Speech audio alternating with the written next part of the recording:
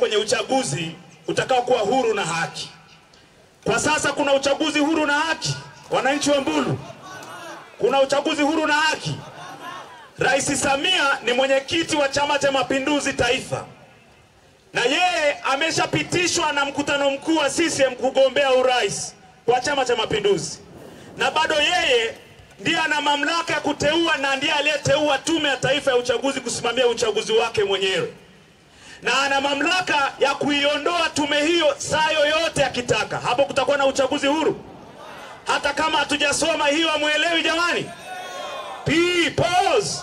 Uchaguzi wa serikali za mitaa juzi tu hapa tuliibiwa, tulinyang'anywa vijiji vyote, karibu vyote na vitongoji vyote. Si ndio jamani?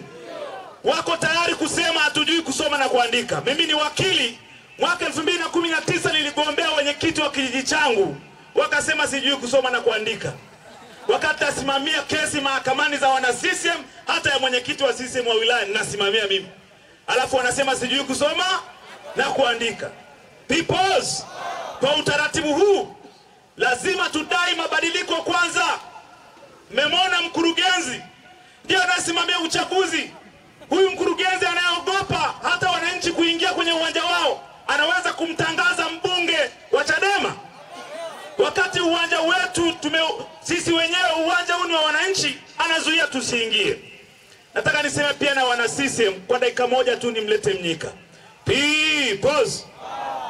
Wako watu wachache wana CCM bado wanaamini eti baada ya miaka 64 tokea tupate uhuru tunaweza kupata maendeleo.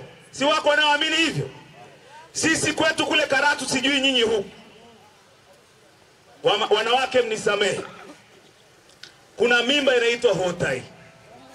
Mnafahamu hotai?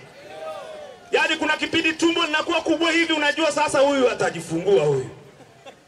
Ukirudi mwaka mwingine hakuna cha mimba. Sawa sawa eh?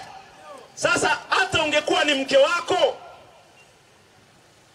miaka 60 hajazaa, hapo kuna kupakata mtoto tena. Kuna kupakata mtoto tena. Yaani mwaka wa kwanza ukasubiri, mwaka wa 10 ukasubiri bado atazaa, mwaka wa 20 hajazaa, wa 30 mpaka wa 50 mpaka wa 60. Ibrahim tu aliwahi kupata mtoto kwa miujiza ya Mwenyezi Mungu. Na kwa utawala wa sisi miujiza ya Mwenyezi Mungu haipo. Pause. Kwa kusubiri mtoto kwa CCM ni sawa na mtu kusubiri mtoto wakati mimba yenyewe ni hotai. Kwa hiyo niwaombe sana wana CCM wachache mliobaki, muungane na Chadema tupiganie haki. Mheshimiwa Mnyika, wananchi hao wana kero kubwa kwenye masuala ya mazao.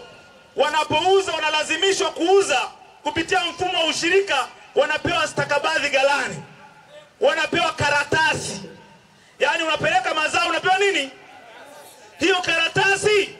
Ukienda kwenye duka la pembejeo wanaweza wakakupa bidhaa, watakupa mbolea, watakupa dawa. Ukienda kununua sukari utapewa sukari.